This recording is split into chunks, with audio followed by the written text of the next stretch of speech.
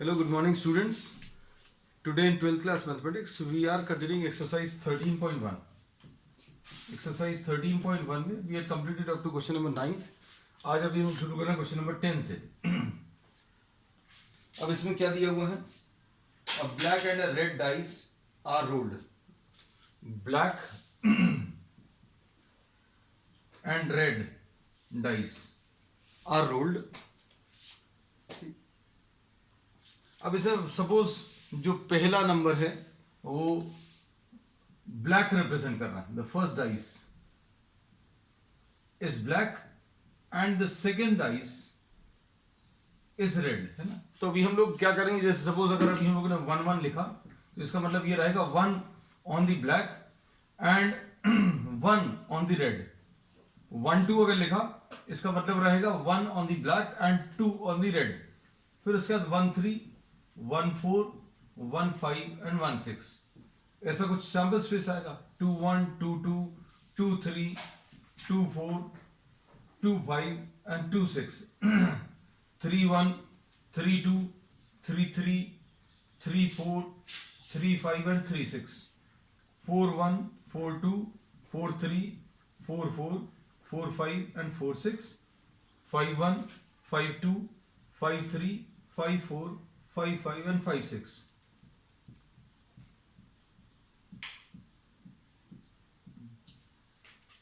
अब इसके बाद इन्होंने कुछ इवेंट डिफाइन किया है. क्या है ये? इसमें इन्होंने बोला find the conditional probability of obtaining a some greater than 9. Some greater than 9 चाहिए. तो ई बच्चों इसमें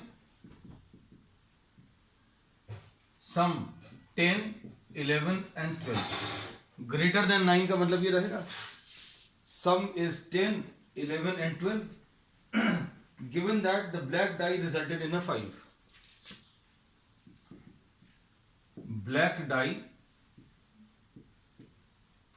शोइंग 5.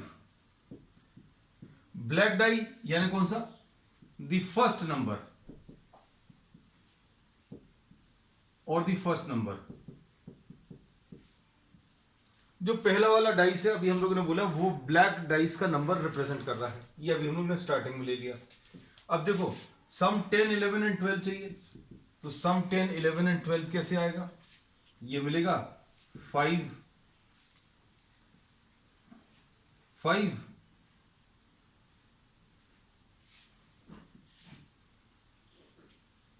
4 6 6 4 ऐसा कुछ आएगा.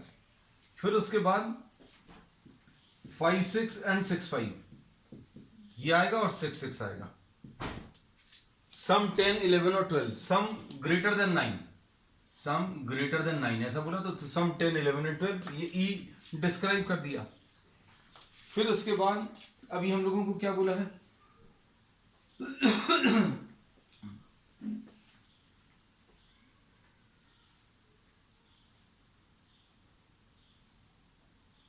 yes, the first, the black die showing a 5, है ना. फर्स्ट डाई और the first number showing a 5. ये इसके लिए कौन कौन से फेवरेबल केसेस हैं बच्चों? ये वाले. So we say that f will be what? 5 1 5 2 5 3 5 4 5 5 and 5 6. अब इंटरसेक्शन इसमें बच्चों कितना आएगा? Just try to see the intersection. Intersection कौन कौन सा है? एक तो ये वाला है और ये 5 6 है. ठीक, और तो कहीं पर भी नहीं. So this is the intersection. So we say that E intersection F will be 5 5 and 5 6. और अब प्रोबेबिलिटी ऑफ आपको क्या निकालना है? E by f showing a number, showing a sum greater than 9, showing a sum greater than 9 given that black die resulted in a 5. तो E by f निकालना है. तो ये कैसे मिलेगा? Probability of E intersection f upon probability of f. E intersection f, how many cases? 2 cases, total 36 upon probability of f 1 2 3 4 5 and 6, तो 6/36, तो answer बच्चों इसका कितना आ जाएगा 2/6, यानी ये 1/3 आ जाएगा। सो दिस इज द आंसर। अब इसमें अच्छे से समझना जो चीज बोली है, ब्लैक कलर और रेड कलर इन्होंने बोला है, और अभी हम लोगों ने फर्स्ट वाला जो है उसको, फर्स्ट जो डाइस है उसको ब्लैक माना है, तो पहला वाला नंबर ब्लैक कलर के डाइस का नंबर रिप्रेजेंट कर रहा है, ये ध्यान रखना। फिर इन्होंने बोला सम ग्रेटर देन 9, तो सम ग्रेटर देन 9 यानी 10 11 और 12 हो सकते हैं, तो 10 11 12 ये लिख लिए। फिर पहला जो नंबर है वो 5 शो कर रहा है, तो 5 1 5 2 5 3 5 4 5 5 एंड 5 6, ये नोट कर लिया। फिर ई इंटरसेक्शन एफ निकाल के then we have found out P E by F. अब उसके बाद B part, find the conditional probability, find the conditional probability. बच्चों अब इसमें ई और एफ जो इन्होंने चेंज कर दिया सेकंड पार्ट में।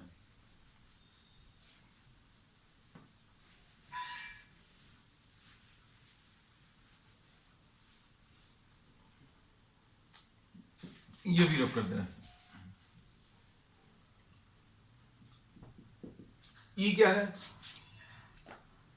Find the conditional probability of obtaining the sum 8। Sum 8 कैसे मिल सकता है देखो सम 8 2 6 3 5 4 4 5 3 एंड 6 2, ये फेवरेबल केसेस आ गए। और इसमें एफ क्या दिया है, given that red colour dice resulted in a number less than 4, red dice results in a number less than 4, ऐसा दिया है,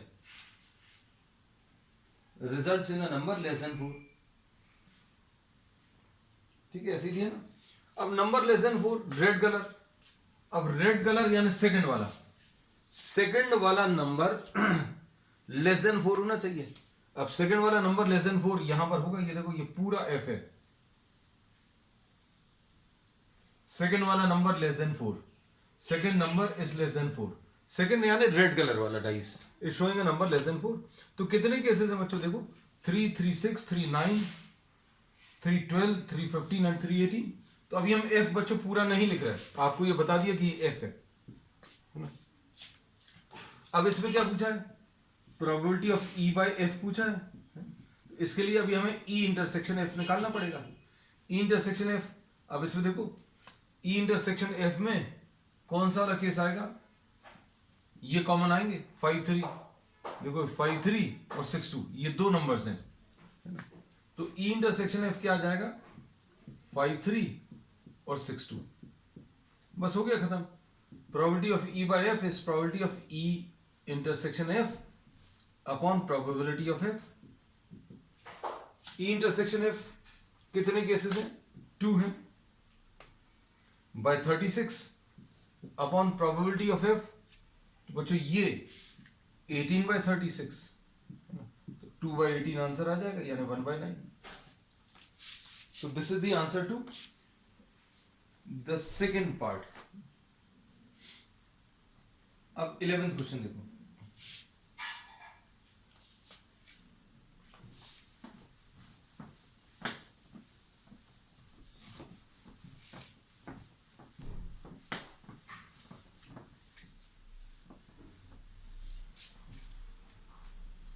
question number 11। A fair dice is rolled, E is 135, ऐसा दिया है, और क्या दिया है, F 2 3 दिया है,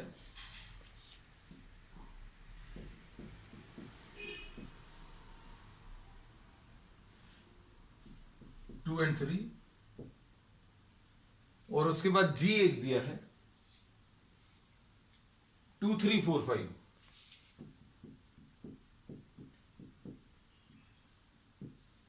है अब ये तो इन्होंने बहुत इजी कर दिया, इसमें लेकिन निकालना बहुत कुछ है बच्चों। इसमें आपको बहुत सारी चीजें कैलकुलेट करनी।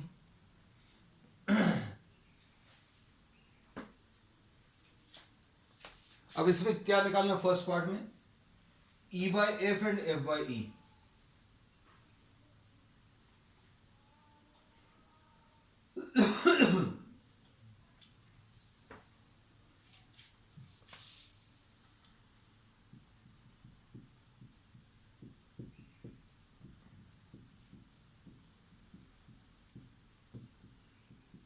अब E इंटरसेक्शन F क्या आएगा बच्चों, इन दोनों का इंटरसेक्शन सिर्फ 3 आएगा, है ना। तो अब हम लोग क्या बोलेंगे, केवल एक ही केस है तो 1/6 upon probability of F। F में 2 केसेस हैं, F में देयर आर 2 केसेस, तो 2/6, तो आंसर इसका बच्चों 1/2 आ जाएगा। ठीक, अब इसके बाद next part F by E।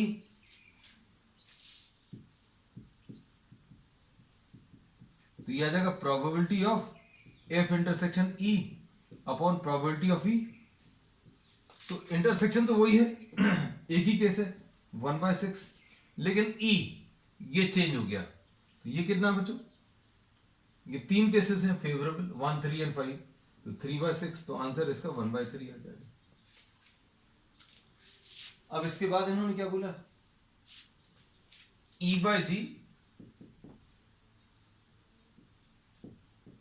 अब इन दोनों का इंटरसेक्शन चाहिए बच्चों, देखो E इंटरसेक्शन G कितने केसेस आएंगे,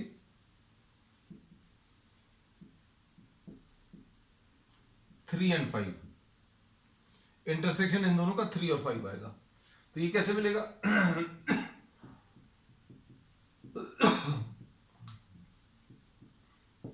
दोनों का इंटरसेक्शन और नीचे वाले की प्रोबेबिलिटी उससे डिवाइड करना है। तो ये कितने केसेस हैं बच्चों, 2 हैं, तो 2/6, और प्रोबेबिलिटी ऑफ G तो 1, 2, 3, 4, तो ये 4/6, तो आंसर इसका कितना आ जाएगा बच्चों, 1/2। ठीक, इसके बाद क्या है,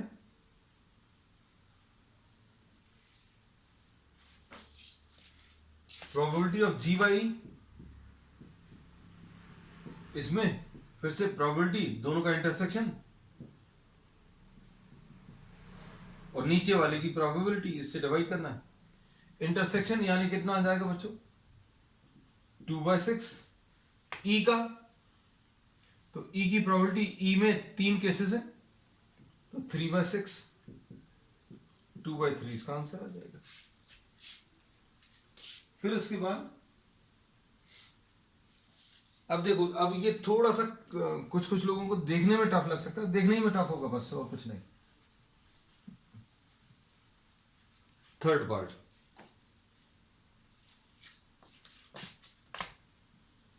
probability of E union F by G। तो पहले तो E यूनियन F निकाल लो, अब हम इसको रब कर दे रहे हैं क्योंकि इसकी जरूरत नहीं है। E यूनियन F निकाल लो, तो E यूनियन F क्या आ जाएगा, इन दोनों को मिलाना है, तो ये इन दोनों का यूनियन अगर निकालना तो 1, 2, 3 एंड 5 ऐसा कुछ आएगा।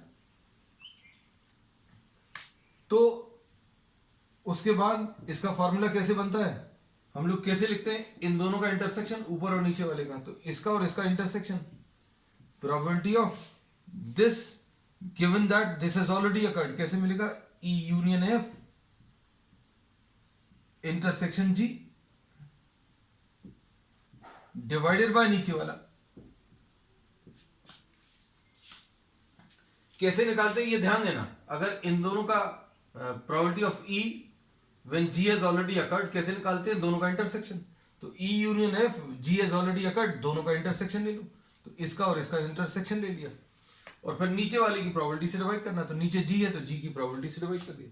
अब देखो E यूनियन F का G के साथ इंटरसेक्शन, E यूनियन F ये है और G ये है, तो इन दोनों का इंटरसेक्शन क्या आएगा, इंटरसेक्शन बहुत ज्यादा टफ नहीं है, E यूनियन F का इंटरसेक्शन G के साथ, इन दोनों में कॉमन बताने हैं तो कितने आ जाएंगे, 2, 3 और 5 आ जाएगा।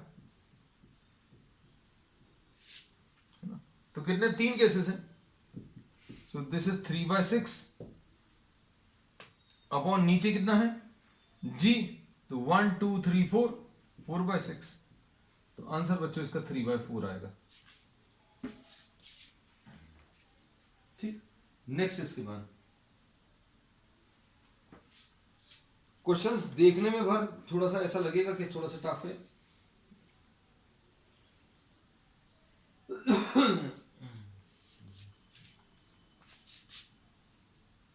अब इसका अगला पार्ट, एक और पार्ट भी है।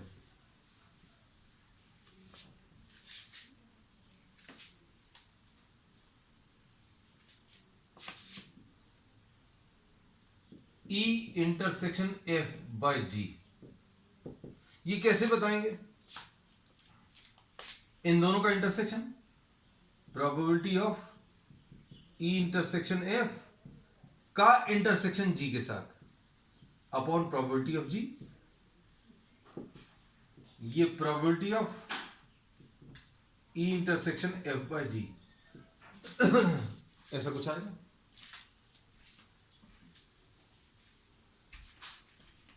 अब इसमें क्या करेंगे देखो, अब इस E इंटरसेक्शन F, तो E इंटरसेक्शन F बच्चों कितना है, हम यहां पर लिख दे रहे हैं, ये रब कर दिया अपन ने। E intersection F, E intersection F दोनों के कॉमन एलिमेंट्स यानी 3, ठीक, और इसका कॉमन एलिमेंट किसके साथ, G के साथ। E intersection F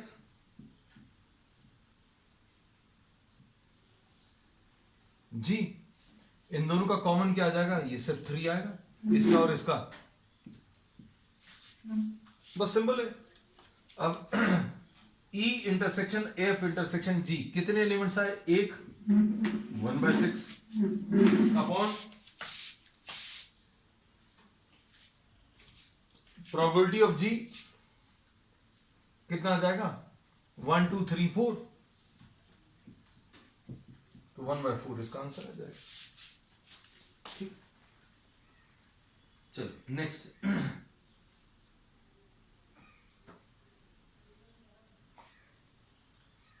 Assume that each born child is equally likely to be a boy or a girl.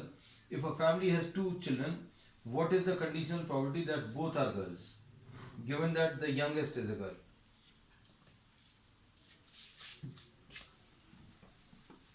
Question number 12, ये प्रैक्टिकल प्रॉब्लम है बहुत।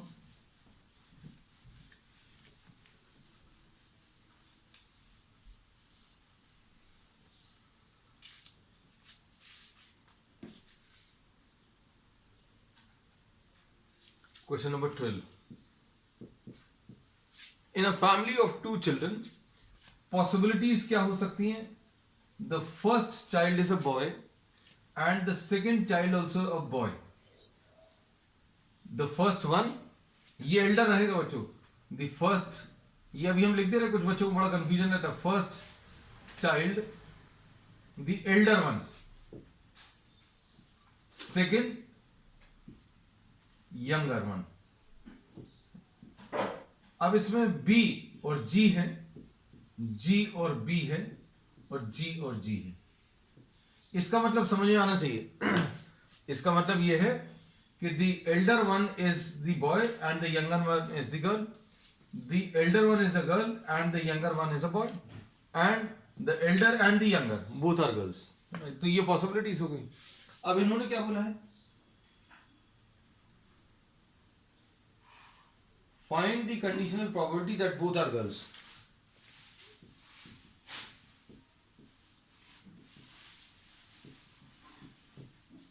ये तो केवल एक ही केस है, जी जी, और अब इसमें 2 पार्ट्स दिए हैं F के। F क्या दिया है बच्चों, F दिया है the youngest is a girl,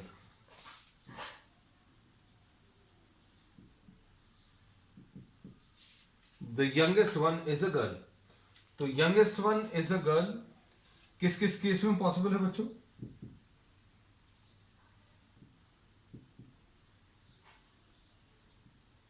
बीजी,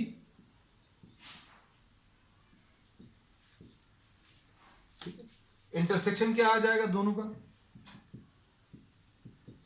ये आ जाएगा जीजी, और probability of E by F क्या आ जाएगा? This is probability of E intersection F upon probability of F. Intersection only one case, total cases 4, तो ये प्रोबेबिलिटी कितनी आ जाएगी? ये अच्छे समझना बच्चों, देखो इसका आंसर 1/4 आएगा. Probability of F, probability of F बच्चों कितना? 2/4. आंसर कितना? 1/2 आएगा. बस फिनिश. ठीक. अब सेकेंड पार्ट में क्या दिया है?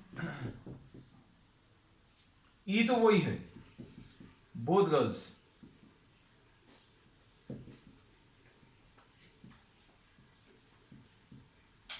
एफ चेंज कर दिया.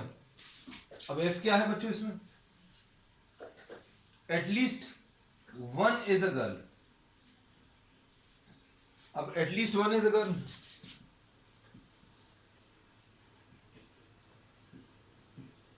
कम से कम एक लड़की होनी चाहिए. तो मतलब आप इसको छोड़ दो, बाकी सारे केसेस सेटिस्फाई होंगे. ये नहीं लेना, ये आ जाएगा बीजी, फिर जीबी आएगा और जीजी आएगा. अब क्या करेंगे? ई इंटरसेक्शन एफ क्या आ जाएगा? There will be one case,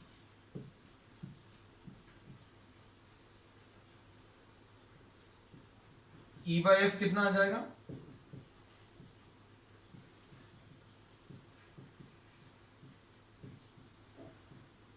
अब ये कितना है? E intersection F 1/4 upon probability of F, ये 3/4. तो ये कितना आ जाएगा? 1/3 विल बी द आंसर.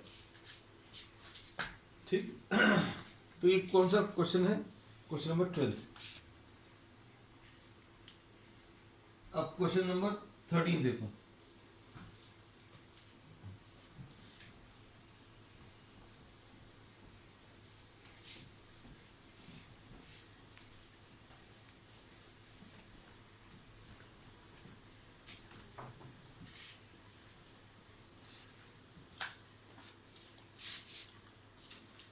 अब हम लोग ले रहे हैं क्वेश्चन नंबर 13.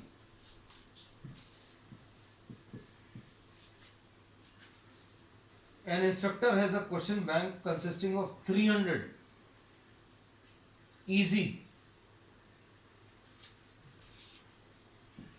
total 500 क्वेश्चन है. उसमें से 300 easy true and false question है.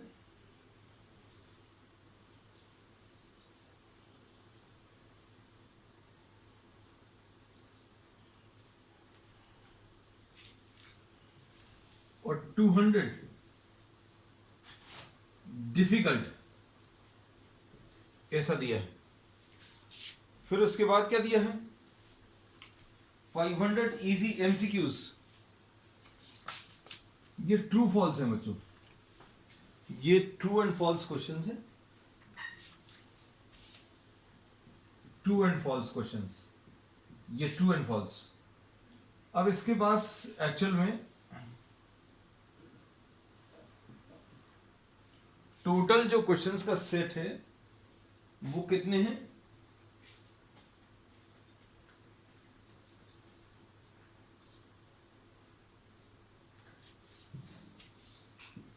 900 एमसीक्यूज हैं. उसमें से 500 इजी हैं, 500 easy and 400 difficult. Total questions कितने हैं? टोटल 1400. अभी क्वेश्चन को अच्छे से समझ लो बच्चे. An instructor has a question bank consisting of 300 easy true false questions ये ट्रू फॉल्स क्वेश्चंस हैं और 200 डिफिकल्ट हैं और एमसीक्यूज में 900 हैं, जिसमें से 500 इजी और 400 tough. If a question is selected at random from the question bank, what is the probability that it will be an easy question? ई इन्होंने बोला इजी क्वेश्चन,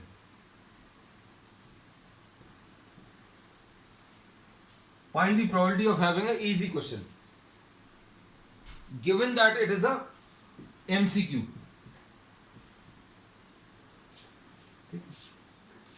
अब इसमें क्वेश्चन को अच्छे समझो। Probability of E by F मतलब क्या है? Probability of E intersection F upon probability of F। E intersection F का मतलब क्या है? E एंड F दोनों होना चाहिए, मतलब इजी भी होना चाहिए और एमसीक्यू भी होना चाहिए। ऐसे कितने क्वेश्चंस हैं जो एमसीक्यू भी है एंड इजी भी है? तो एमसीक्यू भी है एंड इजी भी है, तो ये 500 है। तो easy and MCQ, E intersection F is easy and MCQ, तो ये 500 है। और 500 अपॉन टोटल नंबर कितना है? 1400 अपॉन प्रोबेबिलिटी ऑफ एफ मतलब एमसीक्यू, एमसीक्यू कितने हैं? 900, तो 900 बाय 1400, ये आंसर आ जाएगा 5/9। देखो जरा ऐसे कुछ है परफेक्टली। अब question number 14,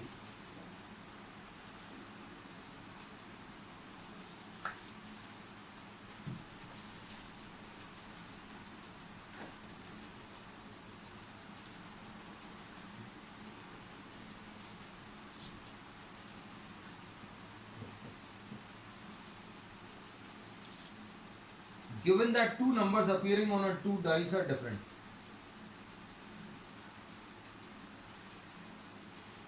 find the probability of the, जिसकी प्रोबेबिलिटी निकालनी है उसको अभी हम लोग ई दे दे रहे हैं, सम 4। ये बच्चों अभी हम लोग एग्जाम्पल में डिस्कस कर चुके हैं स्टार्टिंग में।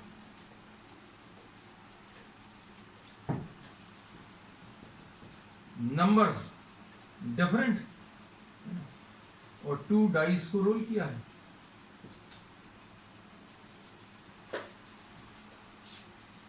अब सम 4 कैसे मिल सकता है बच्चों? ये मिलेगा 1 3 2 2 एंड 3 1। और नंबर्स डिफरेंट कैसे आ सकते हैं? नंबर्स 1 2 1 3 1 4 1 5 1 6, फिर 2 1 2 2 नहीं लिख रहे, 2 3 2 4 2 5 2 6, फिर 3 1 3 2 3 3 नहीं लिख रहा, 3 4 3 5 3 6 4 1 4 2 4 3 4 4 नहीं लिख रहा, 4 5 4 6 5 1 5 2 5 3 5 4 5 5 नहीं लिख रहा, 5 6 6 1 6 2 6 3 6 4 6 5। अब E by F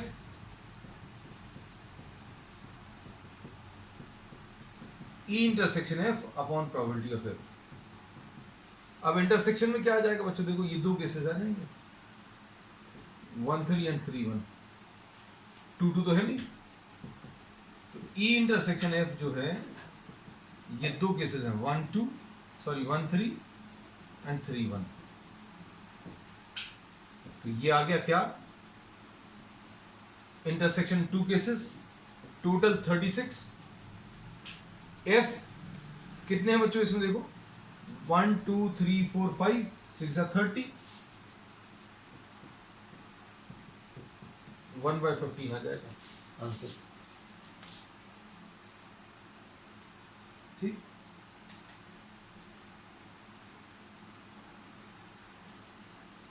question number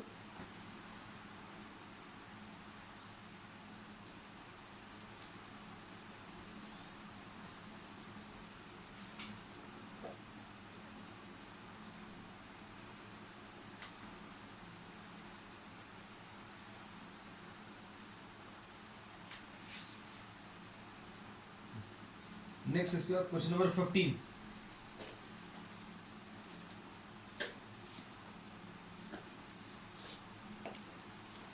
अब देखो इसमें इन्होंने क्या बोला है, consider the experiment of, question number 15 भी थोड़ा सा अलग है।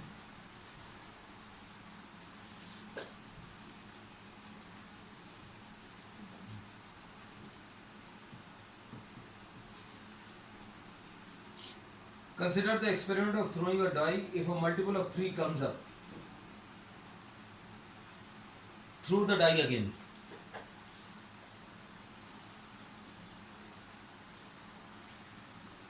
Three one, 3 2. If multiple of 3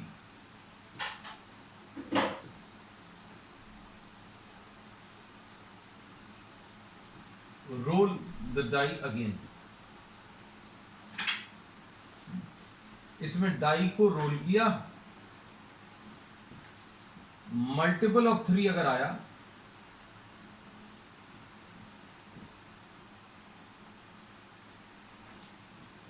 role the die again.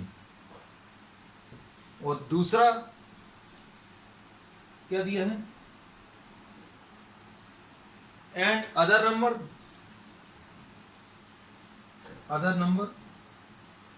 Toss a coin.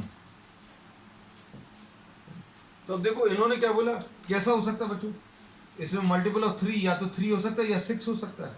यहां पर 1 2 4 और 5।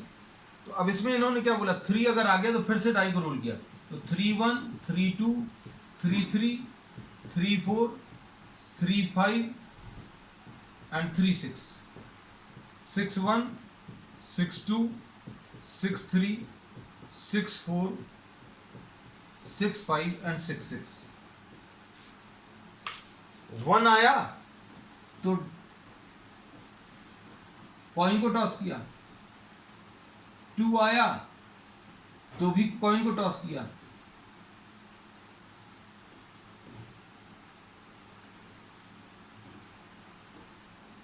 इन्होंने बोला अगर 3 आ रहा है या 6 आ रहा है तो डाइस को फिर से रोल कर दो, कोई और नंबर आ रहा है तो कॉइन को टॉस करो।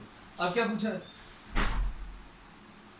Find the conditional probability of the event the coin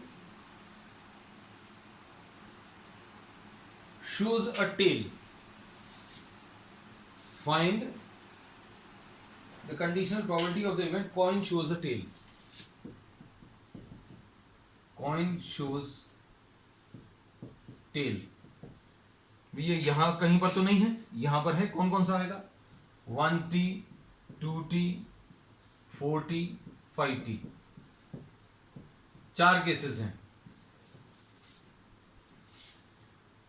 given that at least one die shows a 3, at least 1 3, तो कौन कौन से आ जाएंगे, 3 1 3 2 3 3 3 4 3 5 3 6 6 3।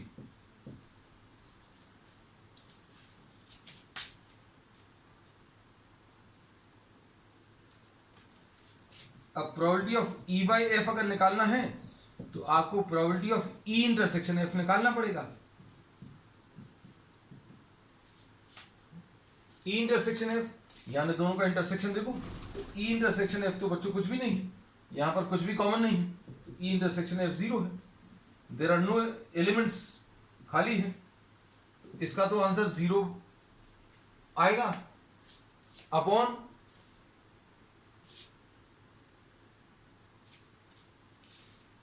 Probability of F. अब प्रोबेबिलिटी ऑफ एफ निकालने की जरूरत ही नहीं है बच्चों, प्रोबेबिलिटी ऑफ एफ निकालने की जरूरत नहीं है, यहां पर वैसे 1 2 3 4 5 6 7, तो 7 केसेस आ रहे हैं, लेकिन अभी हमें इसकी जरूरत नहीं, क्योंकि 0 अगर ऊपर आ गया है तो नीचे कोई कैलकुलेशंस की जरूरत नहीं।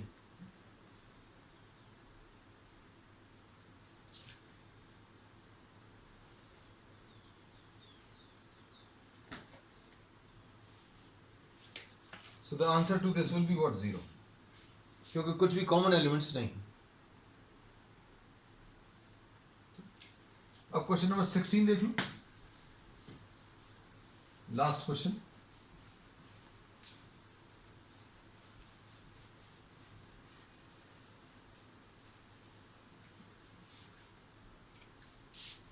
if PA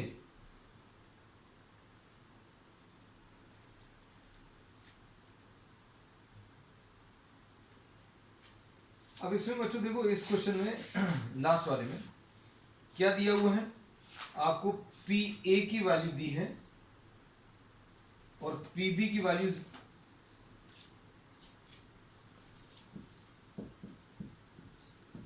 PA is 1/2, PB की वैल्यू बच्चों 0 है और PA/B will be P of A intersection B आएगा अपॉन प्रोबेबिलिटी ऑफ B। तो बच्चों अगर डिनोमिनेटर में 0 आ रहा है तो आंसर कैसा आएगा, आंसर इसका डिफाइंड नहीं रहेगा। So we say that the correct option will be not defined. तो इसका सही ऑप्शन कौन सा आएगा, सी वाला part. So this finishes exercise 13.1 and on the next turn we will be starting compound probability. That's all for today.